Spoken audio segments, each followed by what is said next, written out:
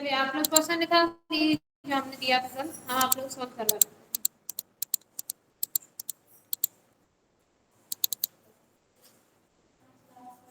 रखिए अपन tally open. देखिए आप टैली ओपन कर लेते हैं सर।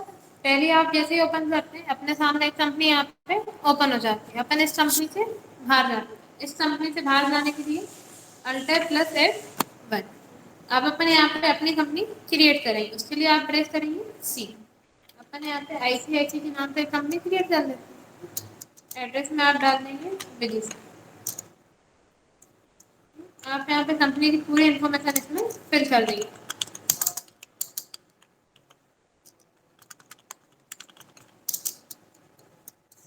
फिर आप इसे एंटर करके यहाँ से एक्सेप्ट कर देंगे। एंटर करेंगे, बोल रहा है एक्सेप्ट यस नो, अपन को यस करना है। अपन एक बार और एंटर कर देंगे।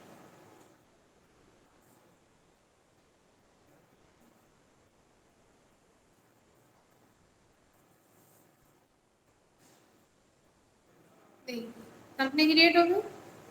अब आप कहाँ पे गेटवे ऑफ टैली पे देखिए, यहाँ पे आपको आपकी कंपनी का नाम शो कर रहा है। अब अपन इसमें क्वेश्चन सोल्व करते हैं। क्वेश्चन बोलिए। फर्स्ट क्वेश्चन है आपका 5 लाख रुपए नए लाकर व्यापार प्रारंभ किया। आप क्या करेंगे, सबसे पहले इसमें लेजर बना लीजिए ALCC। सबसे फर्स्ट लेजर आप इसमें बनाएंगे capital account. Capital account under में आपका कैपिटल अकाउंट में आएगा। एंटर करके आप सेव कर देंगे।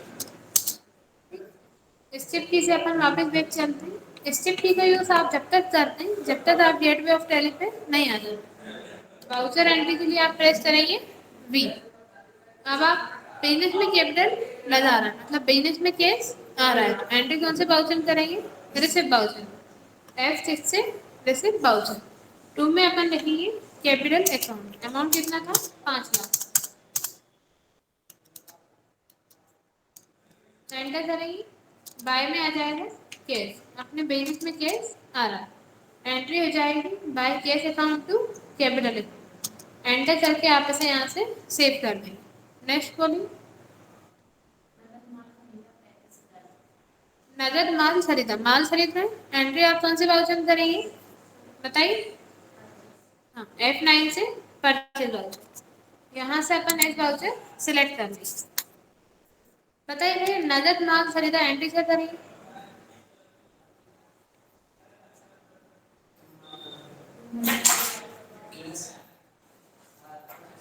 हाँ 2 में अपन लिखेंगे कैश। कितना अमाउंट था, 45,000 35,000।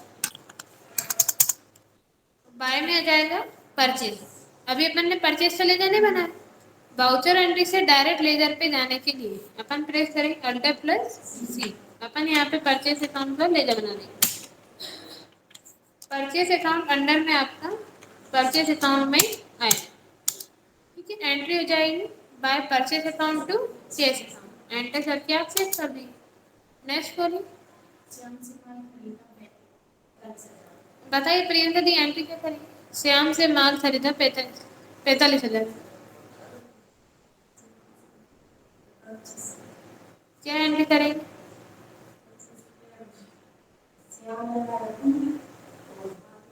हाँ 2 में अपन यहाँ क्या लिखेंगे Shyam's account. Alter plus C से अपन श्याम्स अकाउंट का लेजर बना देंगे। श्याम्स अकाउंट अंडर में आएगा आपका सन्ड्री क्रेडिटर्स। एंटर करेंगे, यहाँ पे आप डाल देंगे कितने दिन बाद अपन पेमेंट कर देंगे। एंटर करके सेव कर देंगे। अमाउंट कितना था, यहाँ पे आप एंटर करेंगे, न्यू रेफरेंस सेलेक्ट करेंगे, फिर एंटर बाय में आ जाएगा परचेज। एंट्री हो जाएगी by purchase account to Shyam account. Enter करके आप सेव कर देंगे। नेक्स्ट बोलिए।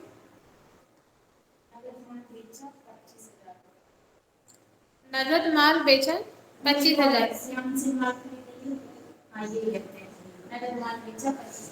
बताइए शीतल एंट्री क्या करेंगे। नगद माल बेचा 25,000।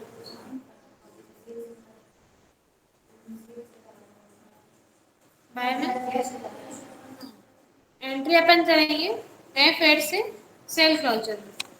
यहाँ से आप पेज वाउचर सिलेक्ट कर लेंगे। अब बाय में क्या आएगा? बाय में आएगा केस। अमाउंट कितना था?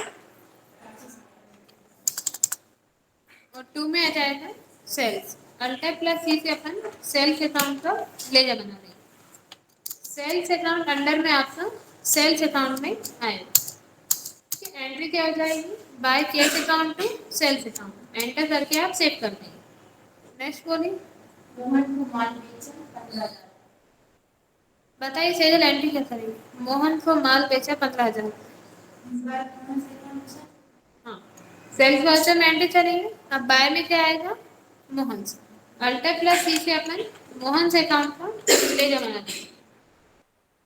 मोहन से अकाउंट अंडर में आपका सन्ड्री डेटर्स में आएगा, क्योंकि ये कौन है? अपना देनदार, अपन को देने वाला है। यहाँ आप डालेंगे कितने दिन बाद मोहन आपको पेमेंट कर देगा। एंटर करके आप सेव कर देंगे। अमाउंट कितना था? एंटर करेंगे। टू में आ जाएगा सेल्स। एंट्री हो जाएगी बाय मोहन से account to sales account. Enter करके सेव कर देंगे। नेक्स्ट बोलिए। माल बेचा, भुगतान में चेक मिला, चेक को बैंक भेजा 20,000। बताइए बाहर की एंट्री क्या करेंगे? इसकी एंट्री होगी बाय में आ जाएगा कैश और टू में आ जाएगा सेल्स। नहीं, गलत है। बैंक अकाउंट भी आएगा ना? हाँ, चेक मिला, चेक आपने केस बोला। आपका क्वेश्चन है माल बेचा, भुगतान में चेक मिला, चेक को बैंक भेजा, तो आप बाय में लिखेंगे बैंक। अल्टर प्लस सी से अपन बैंक अकाउंट का लेजर बना देंगे। बैंक अकाउंट अंडर में आपका बैंक अकाउंट में आएगा। अमाउंट कितना है इसका? और टू में आ जाएगा सेल्स अकाउंट। एंटर करके आप इसे यहाँ से सेव कर देंगे। और है क्वेश्चन? ठीक है, अब अपन स्टेप से बैक चलते हैं। आप लोग बैलेंस शीट बना लीजिए। बैलेंस शीट के लिए आप बी प्रेस करेंगे।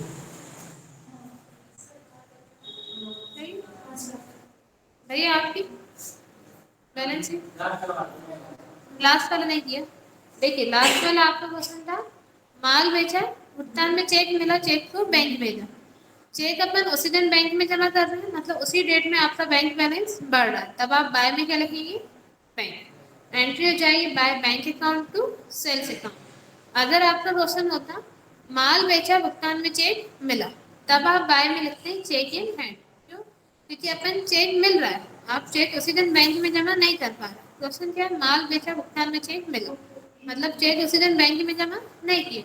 अगर आप चेक उसी दिन बैंक में जमा नहीं करते, उसी डेट में आपका बैंक बैलेंस नहीं बढ़ रहा, तब आप बाय में बैंक नहीं लिख सकते। अपन बाय में क्या लिखते हैं? Cheque in hand. चेक अपन अपने पास कैश मान के रख देते हैं, तो आप बाय में क्या लिखेंगे? Cheque in hand. आप लोग और कोई डाउट है इसमें? कर लेंगे अब आप लोग परचेज सेल्स की एंट्री। चलिए अब हम आपको आइए बताओ। परचेज सेल्स आ गया ना सबको अच्छे से? इससे आपका नेक्स्ट होता है डिस्काउंट। डिस्काउंट को हिंदी में बोलते हैं बट डिस्काउंट आपके दो टाइप के होते हैं। डिस्काउंट आपके दो टाइप के होते हैं। एक होता है ट्रेड डिस्काउंट, एक होता है चेज डिस्काउंट। ट्रेड डिस्काउंट को हिंदी में बोलते हैं व्यापारिक बट्टा। चेज डिस्काउंट को हिंदी में बोलते हैं नगद बट्टा। ये व्यापारिक बट्टा होता है ट्रेड डिस्काउंट, चेज डिस्काउंट नगद बट्टा होता है। दोनों में डिफरेंस क्या रहता है वो बताते हैं। देखिए ट्रेड डिस्काउंट होता है व्यापारिक बट्टा। व्यापारिक बट्टा क्या होता है? जो व्यापारी अपने व्यापार को बढ़ाने के लिए अपनी मर्जी से देते हैं। आपने देखा होगा अपन किसी भी शॉप पे जाते हैं सामान लेने के लिए, अब आप वहाँ पे 20 रुपए वाला पेन ले रहे हो, वो शॉपकीपर आपसे बोल रहा है कि 20 रुपए का पेन हम आपको 15 रुपए में दे रहे हैं। 5 रुपए डिस्काउंट अपन ने नहीं दिया, व्यापारी ने अपनी मर्जी से लिया। वो डिस्काउंट जो व्यापारी अपने व्यापार को बढ़ाने के लिए अपनी मर्जी से देता है, वो कौन सा डिस्काउंट होता है? व्यापारिक बट्टा। कौन सा बट्टा होता है? व्यापारिक बट्टा। जैसे कि आप देखिए आप किसी भी शॉप पे सामान लेने जा रहे हैं, जैसे अभी हमने बताया अपन किसी शॉप पे गए पेन लेने, 20 रुपए वाला पेन है, लेकिन शॉपकीपर आपसे क्या बोल रहा है? ये पेन हम आपको 15 रुपए में दे रहे हैं। डिस्काउंट अपन ने नहीं लिया, शॉपकीपर ने अपनी मर्जी से दिया। 5 रुपए का जो डिस्काउंट मिल रहा है अपन नहीं ले रहे, शॉपकीपर अपनी मर्जी से दे रहा है। ये कौन सा डिस्काउंट है आपका? Trade discount. ट्रेड डिस्काउंट का लेखा कभी भी अलग से नहीं किया जाता। सिर्फ क्या करते हैं, डिस्काउंट माइनस करने के बाद अमाउंट उसमें लिख देते हैं। ट्रेड डिस्काउंट की एंट्री कभी भी अलग से नहीं की जाती, सिर्फ डिस्काउंट माइनस करने के बाद अमाउंट उसमें लिख देते हैं। सेकंड होता है आपका कैश डिस्काउंट। कैश डिस्काउंट को हिंदी में बोलते हैं नगद बट्टा। नगद बट्टा वो होता है जो व्यापारी नहीं देना चाहता लेकिन फिर भी कस्टमर को डिस्काउंट लेता है, वो होता है आपका नगद बट्टा। अब अपन आप देखेंगे, अपन किसी शॉप पे सामान लेने जाते हैं, ठीक है? जैसे आप 50 रुपये वाला रिकॉर्ड ले रहे हैं, अपन बोलते हैं ये 50 रुपये का रिकॉर्ड आप हमें 40 रुपये में दे दीजिए। शॉपकीपर नहीं देना चाह रहा, व्यापारी नहीं देना चाह रहा, लेकिन कस्टमर कितने में लेना चाह रहा है, वो 40 रुपये में, लेकिन शॉपकीपर नहीं देना चाहता। वो डिस्काउंट जो कस्टमर लेना चाहता है लेकिन व्यापारी नहीं देना चाहता, वो कौन सा डिस्काउंट होता है, कैश डिस्काउंट। कस्टमर बोल रहा है कितने में दे दो, 40 रुपये में, लेकिन शॉपकीपर कितने में दे रहा है, वो 50 रुपये में। शॉपकीपर नहीं देना चाहता डिस्काउंट, फिर भी अपन बोलते हैं नहीं नहीं आप तो 40 रुपये रख लीजिए और हमें ये रिकॉर्ड दे दीजिए। वो कौन सा डिस्काउंट हो जाएगा आपका, कैश डिस्काउंट। ठीक है। ट्रेड डिस्काउंट वो डिस्काउंट होता है जो व्यापारी अपनी मर्जी से देता है, और कैश डिस्काउंट वो होता है जो कस्टमर अपनी मर्जी से लेता है। क्लियर है दोनों डिस्काउंट। कैश डिस्काउंट की एंट्री अपन अलग से करते हैं, ठीक है, कैश डिस्काउंट की एंट्री अपन अलग से करते हैं, लेकिन ट्रेड डिस्काउंट की एंट्री अलग से नहीं करते। ट्रेड डिस्काउंट सिर्फ माइनस करने के बाद अपन उसमें लिख देते हैं। और आपका जो ट्रेड डिस्काउंट रहता है वो उधार पे भी मिलता है और नगद पे, मतलब उधार पे भी रहता है और नगद पे भी। जैसे आपने देखा होगा, आप किसी शॉप पे सामान लेने जा रहे हैं, आप वहाँ पे 25 रुपए का पेन ले रहे हैं, शॉपकीपर आपको कितने में दे रहे हैं, 20 रुपए। आपने बोला कि हमें 25 वाला पेन चाहिए, शॉपकीपर ने आपसे क्या बोला, 25 वाला पेन हम आपको 20 रुपए में दे रहे हैं। तो वो शॉपकीपर अपनी मर्जी से दे रहा है। वो अगर आप उधार करेंगे तब भी आपको डिस्काउंट मिलेगा, अगर आप नगद लेंगे तब भी आपको डिस्काउंट मिलेगा। लेकिन अगर आप कैश डिस्काउंट, अब कैश डिस्काउंट क्या होता है, जो कस्टमर लेता है। अब आप अभी अपन रिकॉर्ड ले रहे थे कितने वाला, 50 है, ठीक है? अपन ने क्या बोला, ये रिकॉर्ड हमें 40 रुपए में दे दो, ठीक है? अब अगर आप उनसे बोले, अगर आप उन्हें नगद दे रहे हैं तो अपन क्या बोल देंगे, नहीं नहीं हमारे पास तो 40 रुपए है, आप 40 रुपए रख लीजिए और हमें ये रिकॉर्ड दे दीजिए। तो क्या होता है, शॉपकीपर दे देते हैं, अपन बोलते हैं चलो ठीक है आप 40 रुपए दे दो और ये रिकॉर्ड ले लो। लेकिन अगर अपन उनसे बोलेंगे कि ये 50 वाला रिकॉर्ड आप हमें 40 रुपए में दे दीजिए और हम आपको अमाउंट 2 दिन के बाद देंगे, मतलब हम आपको 40 रुपए 2 दिन के बाद देंगे, तो शॉपकीपर क्या आपसे 2 दिन बाद 40 रुपए लेगा, नहीं, वो तो कितना उधार लिख लेगा आपका, 50 रुपए। क्योंकि वो क्या बोलेगा, एक तो आप 10 रुपए डिस्काउंट ले रहे हैं, ऊपर से आपका पेमेंट 2 दिन के बाद कर रहे हैं, 2 दिन बाद तो वो आपसे कितने लेगा, 50 रुपए। लेकिन उस टाइम क्या होता है, अपन बोल देते हैं नहीं आप तो 40 रुपए रख लीजिए, अपन दे देते हैं जबरदस्ती। अपन बोलते हैं हमारे पास 40 रुपए ही है और नहीं आप रख लीजिए, तो शॉपकीपर क्या होता है, ले लेता है। इसलिए कैश डिस्काउंट हमेशा नगद पे होता है, लेकिन ट्रेड डिस्काउंट आपका नगद पे भी होता है और उधार पे भी होता है। आया समझ में। आप लोग को कोई डाउट है इसमें तो पूछ लीजिए, फिर से एक्सप्लेन करना है तो हम फिर से एक्सप्लेन करते हैं। बोलिए आया समझ में। ठीक है, डिस्काउंट कितने टाइप के होते हैं आपके, 2 टाइप के, ट्रेड डिस्काउंट और कैश डिस्काउंट। ट्रेड डिस्काउंट को बोलते हैं व्यापारिक भत्ता और कैश डिस्काउंट को बोलते हैं नगद भत्ता। ट्रेड डिस्काउंट की एंट्री अपन अलग से नहीं करते, सिर्फ अमाउंट माइनस करने के बाद लिख देते हैं, लेकिन कैश डिस्काउंट की एंट्री आप अलग से करते हैं। और ट्रेड डिस्काउंट आपका उधार पे भी रहता है और नगद पे भी, लेकिन कैश डिस्काउंट आपका सिर्फ नगद पे रहता है, उधार पे नहीं रहता। क्लियर, कर नहीं है आप लोग, डिस्काउंट समझ में आया आप लोग क्या होता है। अब हम आपको इससे एक क्वेश्चन सोल्व कर देता हूँ। जैसे कि अपना क्वेश्चन है,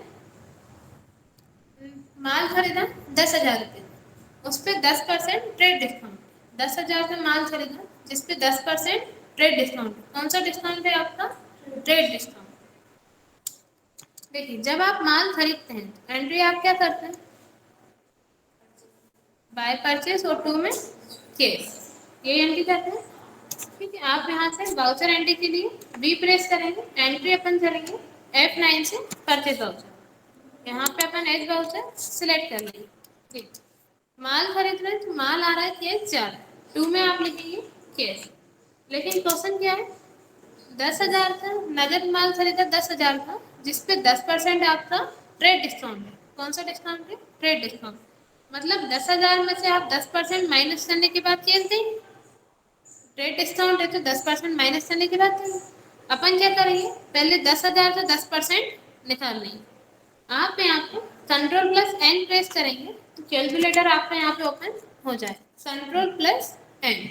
अब अपन निकालते हैं 10,000 का 10%। अपन यहाँ लिखेंगे 10,000 मल्टीप्लाई 10 डिवाइड बाय 100।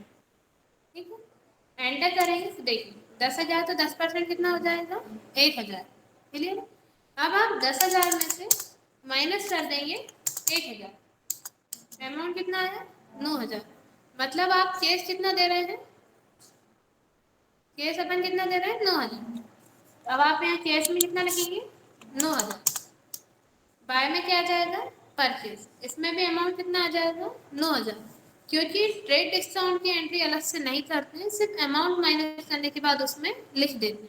इसीलिए आप परचेज में भी अमाउंट कितना डालेंगे, 9,000।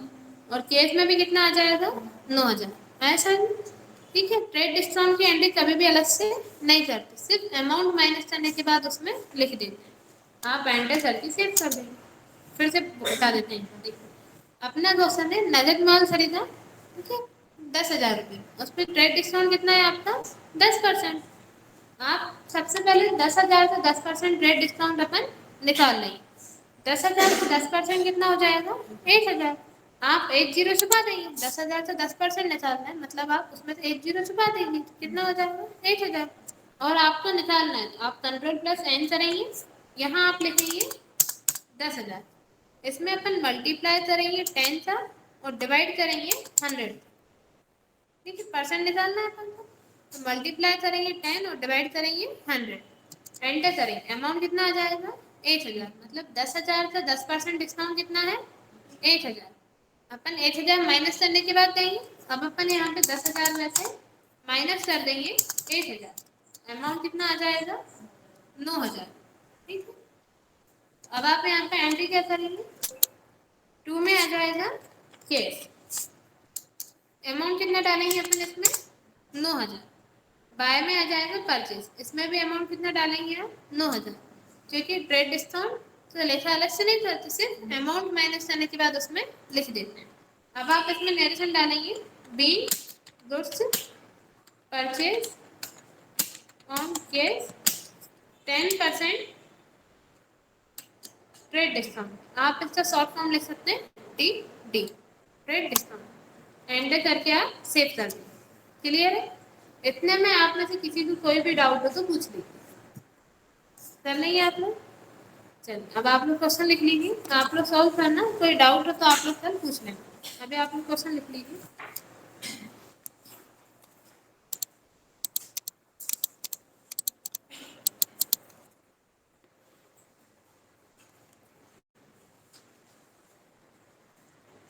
लिखिए, 4 लाख रुपए नगद लाकर व्यापार प्रारंभ किया। 4 लाख रुपए नगद लाकर व्यापार प्रारंभ किया।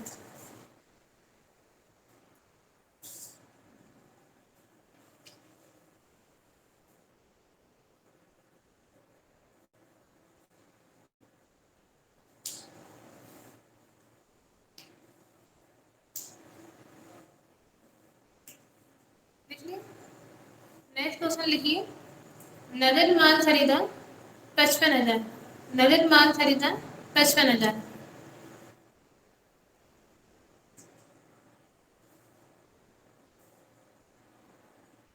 मोहन से माल खरीदा, मोहन से माल खरीदा 45,000।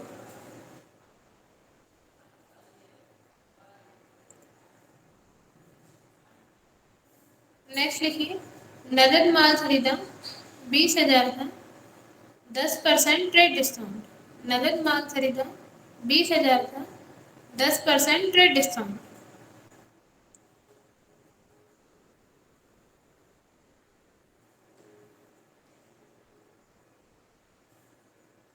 नेक्स्ट लिखिए, नगद माल बेचा,